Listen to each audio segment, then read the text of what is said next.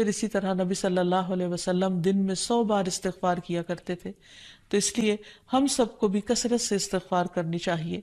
استغفار بیماریوں کا علاج بھی ہے اور اللہ کے عذاب سے بچانے والا بھی، اللہ سبحانہ وتعالیٰ کی رحمت پانے کا ذریعہ ہے، اور پھر بارش کے نزول کا ذریعہ بھی ہے، زراعت میں برکت کا ذریعہ، کبیرہ اور صغیرہ گناہوں سے معافی کا ذریعہ، اچھا اعمال نامہ پانے کا ذریعہ، یعنی قیامت کے دن انسان کو جن کی بخشش ہوگی ان کو خوشخبری دی جائے گی اور ان کا نامہ اعمال جو ہے وہ بہترین نامہ اعمال ہوگا.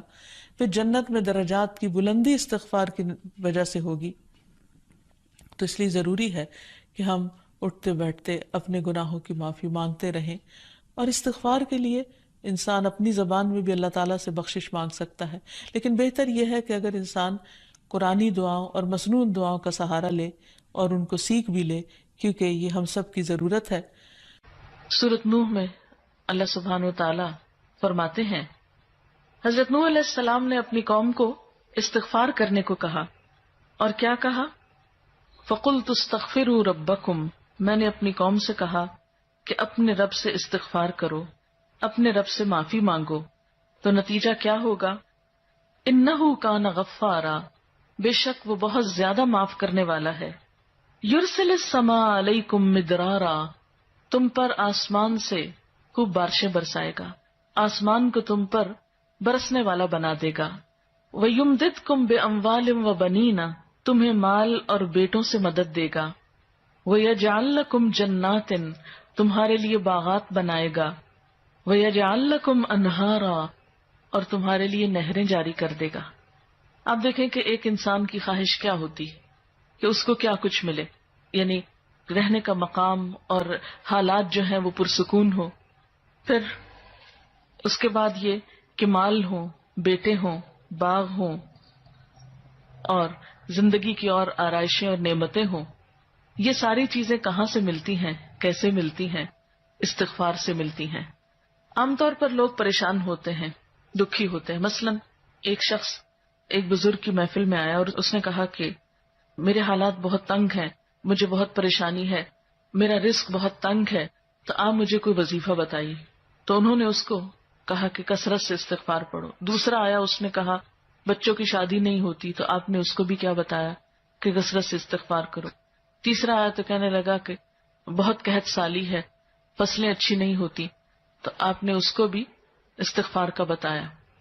تو کسی نے ان سے پوچھا کہ بھائی 3 لوگ آپ سے 3 ڈفرنٹ مسئلے لے کر آئے ہیں، اپنی پریشانیاں لے کر آئے ہیں، آپ نے تینوں کو ایک ہی چیز بتائی ہے.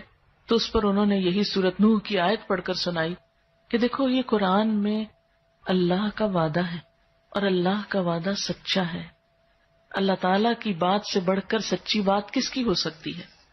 ہمارے پڑھنے میں کمی کوتاہی ہو سکتی ہے، لیکن اللہ کی بات میں کوئی شک نہیں. ذالک الکتاب لا ریب فیہ، یہ وہ کتاب ہے جس میں کوئی شک نہیں.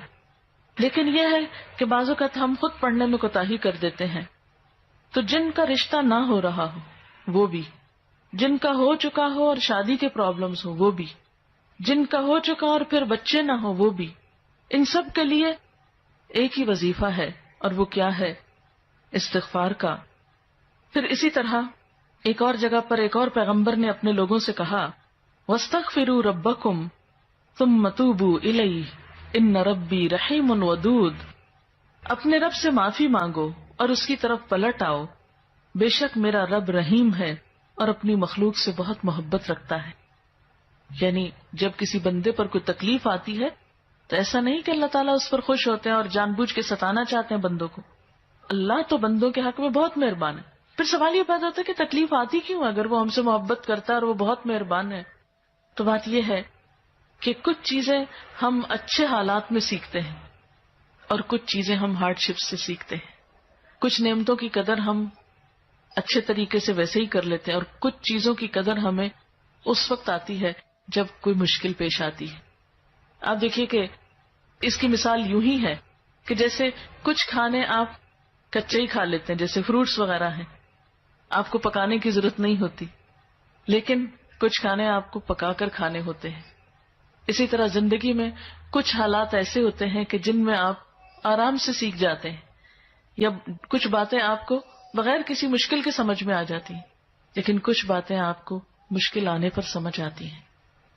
اور جس طرح انسان پختہ اور میچیور ہوتا ہے مشکلات میں، آپ نے دیکھا ہوگا کہ جو بچے ہارڈ شپس میں پلتے ہیں وہ بڑے ہو کر ان میں اسٹیمنا زیادہ ہوتا ہے، لیکن جو بچے بہت نعمتوں میں اور نازوں میں پلتے ہیں وہ اتنے بہادر اور اتنے ہمت والے نہیں ہوتے. اس لیے دھوپ اور چھاؤں، غم اور خوشی، دونوں اس کائنات کا حسن ہے. دن اور رات ایک بہت بڑی نشانی ہے ہمارے لیے.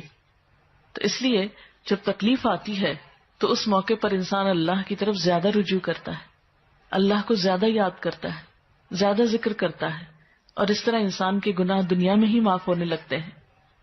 ایک اور جگہ پر آتا ہے وَأَنِ اسْتَغْفِرُوا رَبَّكُمْ ثُمَّ تُوبُوا إِلَيْهِ يُمَتِّعْكُمْ مَتَاعًا حَسَنًا، اور یہ کہ تم اپنے رب سے معافی چاہو اور اس کی طرف پلٹ آؤ تو وہ تم کو اچھا سامان زندگی دے گا.